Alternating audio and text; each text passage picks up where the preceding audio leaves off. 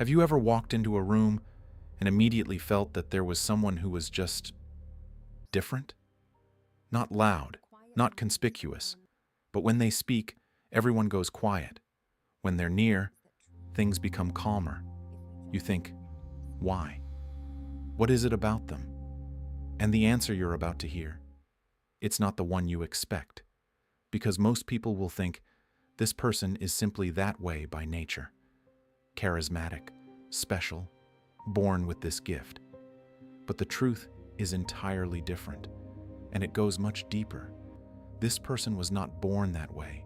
They were shaped through years of having to hold on, through situations where there were no simple answers, through moments when their heart clenched, but life kept moving forward, and they moved with it, because there was no other option. And here is what always stops me. That's silence. It isn't empty. It is full, because quiet people often carry entire worlds inside them. Then comes the question I keep returning to.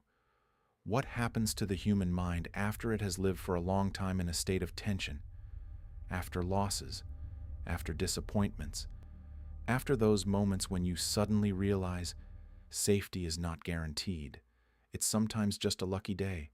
Most people expect the obvious. They think a person who has been through hell must become cold, cynical, withdrawn. But psychology reveals something far more complex and far more remarkable. They often become deeper. A person who has survived real pain begins to sense the pain of others with great precision. Not because they are inherently kind, but because they have learned that language, the language of pain, so thoroughly that they can recognize it even in silence. A slight pause in someone's voice, a strained smile, a gaze that looks somewhere past you. What most people won't notice, they notice, because their nervous system has learned to listen to the world more carefully than most people listen even to themselves. And this creates one of those paradoxes that are difficult to explain rationally. People who have seen real darkness often feel small moments of light most acutely. They can be standing on an ordinary street and suddenly stop because of the warm glow of a street lamp, the laughter of a child, a quiet evening without any conflict. And they look at it as though it were something almost sacred, because for them, it is sacred. When you know how quickly everything can change, you stop taking moments for granted. You begin to feel them. That is why they can cry at a film that others will watch without any reaction. They can stand silently watching a sunset, and in that silence there will be more than in someone's hour-long conversation, and someone will call this oversensitivity. But if you look more carefully, this is not weakness. This is the result of experience. A soul that has learned to feel deeply can no longer feel superficially. But alongside this sensitivity lives another quality. Its opposite, and yet inseparable from it. An extraordinary self-reliance. Someone who has long depended only on themselves develops an inner strength that is almost invisible from the outside. They don't ask for help. They rarely want to be a burden. Sometimes so much so that even the people closest to them don't know what they are going through right now. This looks like strength. And in a certain sense it is. But it also means a habit of carrying everything alone, even when they no longer have to. And here is where another layer appears. There is a remarkable contradiction in the way such people respond to stress. In tender, sensitive moments, when someone shares something personal, sincere, and real, their eyes may suddenly fill with tears. Something deep beneath the chest tightens, and the eyes give them away. Not because they are weak, but because their soul has learned to feel very deeply.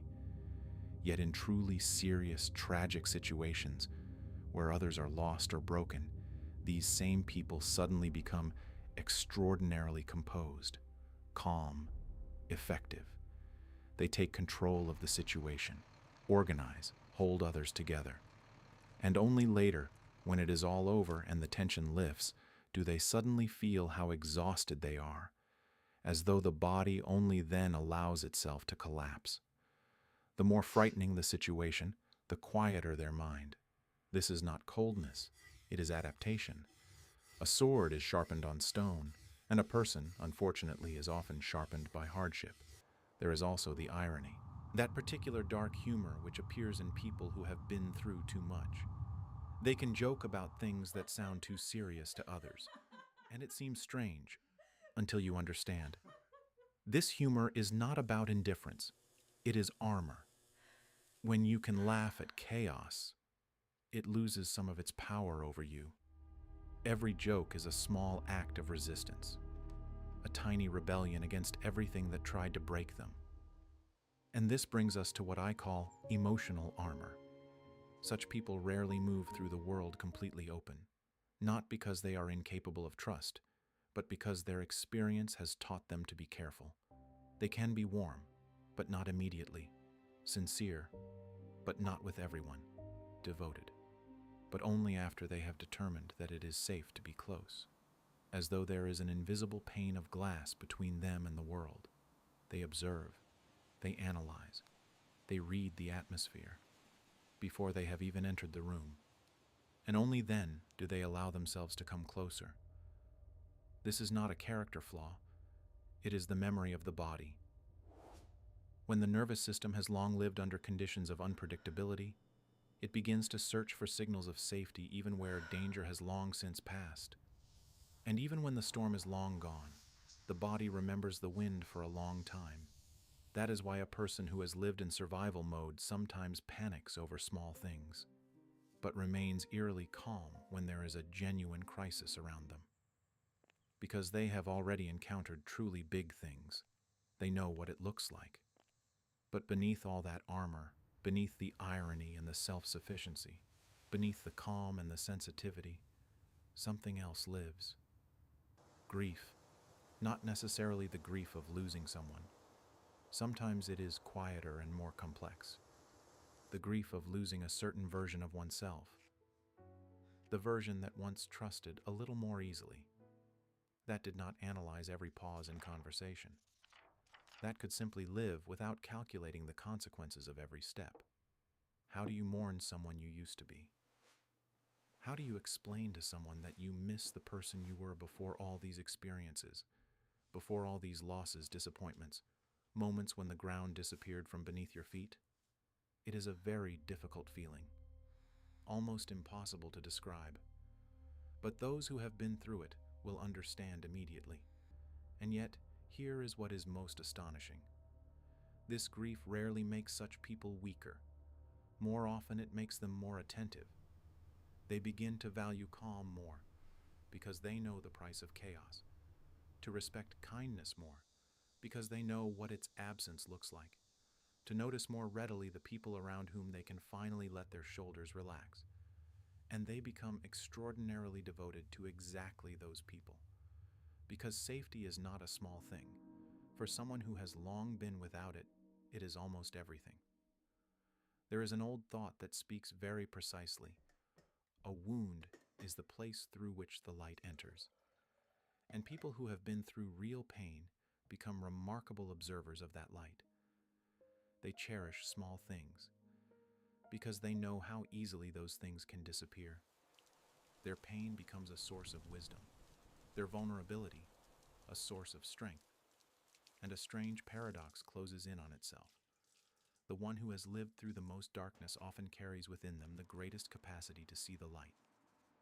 This is not coincidence. It is the logic of experience. And if you are one of those people who have been through more than you would have wished, there is one thing you perhaps rarely hear. The fact that you learned to survive is already something incredible. But the fact that you are still capable of feeling, of empathizing, and of seeking light, that is something more. Because it means that your experience did not destroy your humanity. It simply gave it a new form. There is a phrase I once heard and cannot forget. Those who deserve the sun often receive the strongest rain, and in that there is a bitter truth. And at the same time, an immense dignity, because true strength rarely looks loud. It looks like this: a person who has lived through difficult years and is still capable of being kind, a person who knows how easily everything can break and still builds something new, a person who remembers the darkness and still chooses to remain open to the light. And perhaps that is where the strange beauty of human resilience lies. People who have seen the most darkness often have the deepest capacity to see the light. A lighthouse does not shine because it has never seen a storm. It shines precisely because it remembers what darkness looks like. So if you have been through storms, keep shining, because there are many people in the world walking in darkness right now, and they are in great need of that light.